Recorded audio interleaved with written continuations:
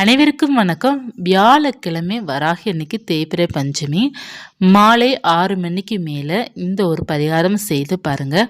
உங்களுக்கு எவ்வளோ கடன் இருந்தாலுமே அந்த கடன் சரியாகும். இதற்கு தேவையான பொருள் என்ன அப்படிங்கிறத நம்ம பார்க்கலாம். வியாழக்கிழமை மாலை நேரம் உங்களால் இந்த பரிகாரம் செய்ய முடியல அப்படின்னா வெள்ளிக்கிழமை காலை நேரம் செய்யலாம். இந்த பரிகாரத்திற்கு தேவையான பொருள் 3 பொருள் நமக்கு கட்டாயமாக தேவை. 1 கல்லுப்பு, 2வது கிராம்பு தேவைப்படும், 3வது எலுமிச்சங்கனி தேவைப்படும். இந்த 3 பொருள் கட்டாயமாக நமக்கு தேவைப்படும். இந்த 3 பொருளை நீங்கள் எடுத்து நீங்கள் என்ன செய்ய வேண்டும் அப்படிங்கிறத பார்க்கலாம்.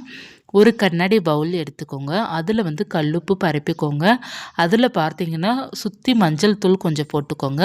போட்டுட்டு ஏன்னா வராகியம்மனுக்கு மஞ்சள் மிகவும் உகந்தது. மஞ்சள் வைத்து செய்கின்ற ஒவ்வொரு பரிகாரமே நமக்கு நல்ல பலன் கொடுக்கக்கூடியது. கல்லுப்புக்கு மேலே கொஞ்சம் ஒரு சிட்டிகை பவுடர் போல் மஞ்சள் தூள் கலந்துக்கோங்க. அடுத்து பார்த்தீங்கன்னா 7 கிராம்பு எடுக்கணும். 7 கிராம்பு நீங்கள் சப்த கண்ணீர் மாதாவை நினைத்து நீங்கள் 7 கிராம்பாக வைக்க வேண்டும். 7 கிராம்பே நீங்கள் சுற்றி வைத்துட்டு நடுவில் ஒரே ஒரு எலுமிச்சங்கனி எடுத்து அதில் பார்த்தீங்கன்னா பஞ்சமி அப்படிங்கிறத நீங்கள் எழுதிட்டு 555 அப்படிங்கிறத 35 எழுதிக்கோங்க. 555 அப்படிங்கிறத நம்பரால் எழுதிட்டு பஞ்சமி அப்படிங்கிறத நீங்கள் எழுதிக்கோங்க. எழுதிட்டு சிவப்பு நிற லெட்டரால் நீங்கள் எழுதலாம், மார்க்கரால் எழுதலாம். எழுதிட்டு அந்த எலுமிச்சங்கனியை அப்படியே நீங்கள் இதுக்கு நடுவில் வச்சிடணும். வைத்துட்டு நீங்கள் என்ன செய்ய வேண்டும் அப்படின்னா ஒரு சிவப்பு நிற துணியை எடுத்துக்கோங்க. அதற்கு மேலே இந்த கண்ணாடி பவுலில் வச்சிடணும். வைத்துட்டு சுவாமி படங்கள், அதாவது வராகியம்மன் படம் இருக்குது அப்படின்னா படத்திற்கு முன்னாடி வச்சுருங்க. அப்படி இல்லைன்னா காமாட்சியம்மன் விளக்குக்கிட்டேயோ அல்லது லக்ஷ்மி படத்திற்கிட்டேயோ நீங்கள் இதை வைத்திடலாம். வைத்துட்டு இந்த கல்லுப்புக்கும் இந்த கிராம்புக்கும் இந்த எலுமிச்சங்கனிக்கும் கிட்டத்தட்ட 3 நாட்கள் வியாழன், வெள்ளி, சனிக்கிழமை வரையும் நீங்கள் மாலை வரையும் இந்த கல்லுப்புக்கு தீப தூப ஆராதனை காமிக்கணும். காமிச்சிட்டு நீங்கள் என்ன செய்ய வேண்டும் அப்படின்னா ஞாயிற்றுக்கிழமை காலையில் இந்த கல்லுப்பை தண்ணீரில் கரைச்சி விட்டுறணும். எலுமிச்சங்கனியும் கிராம்பு எடுத்தும் நீங்கள் பூஜை குப்பைகளுடன் சேர்த்து கால்படாத இடத்துல போட்டுறணும். இந்த மாதிரி செய்து பாருங்கள். இந்த பரிகாரம் யாரெல்லாம் செய்ய வேண்டும் அப்படின்னா கடன் பிரச்சனை இருப்பவர்கள் மட்டும் இந்த பரிகாரம் செய்யும்போது உங்களுக்கு நல்ல ரிசல்ட் கொடுக்கும். அதாவது பணம் சம்மந்தப்பட்ட கடன் தொல்லைகள், அதாவது நீங்கள் நகை அடமானத்தில் வச்சு பணம் வாங்கியிருந்தாலும் சரி, இல்லைன்னா ஏதாவது லோன் போட்டு நீங்கள் எதற்காக செலவுக்காக பணம் வட்டிக்கு வாங்கியிருந்தாலும் சரி, அந்த பணம் சம்மந்தப்பட்ட பிரச்சனைக்காக இந்த பரிகாரம் செய்யும்போது உங்களுக்கு அந்த பண பிரச்சனை எல்லாமே தீர்ந்து சீக்கிரமாக உங்களுக்கு கைக்கு நல்ல பண வரவு வர ஆரம்பிக்கும்.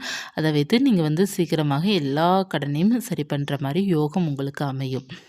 இந்த கல்லுப்பு பரிகாரம் உங்களுக்கு நிச்சயமாக நல்ல மாற்றத்தை கொடுக்கும்.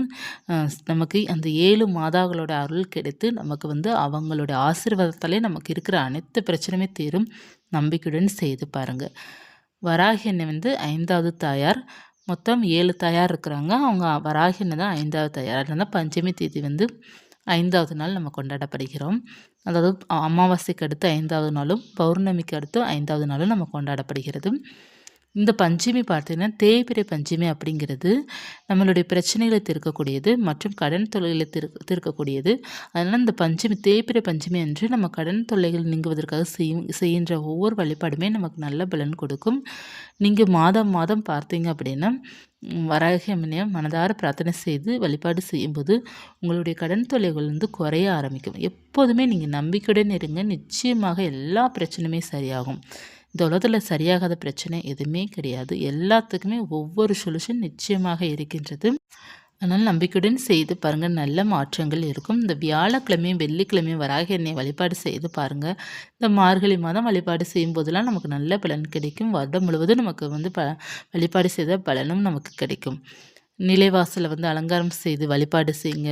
வராகினிக்கு எந்த தீபம் ஏற்ற போகிறீங்களோ அந்த தீபத்தை ஏற்றி வைத்து உங்களால் முடிந்த அளவுக்கு நெய்வேத்தியம் வைத்து பூக்களால் அலங்காரம் செய்துட்டு இந்த பரிகாரம் செய்து பாருங்கள். சூப்பரான பலன் உங்களுக்கு நிச்சயமாக கிடைக்கும். இப்போ வராகினுடைய படமும் சிலை இல்லாதவர்கள் விளக்கு வைத்து மட்டும் வழிபாடு செய்து கொள்ளலாம். ரொம்ப அருமையான பலன் கிடைக்கக்கூடிய இந்த பரிகாரத்தை செய்து பாருங்கள். நிச்சயமாக உங்கள் கடன் தொல்லை ஒரு முற்றுப்புள்ளிக்கு வரும். இந்த பதிவு உங்களுக்கு உபயோகமாக இருந்தால் லைக் பண்ணிக்கோங்க. இது போன்ற ஆன்மீகத்தால் தெரிந்து கொள்ளணும் சேனல் சப்ஸ்கிரைப் பண்ணி வச்சுக்கோங்க. நன்றி.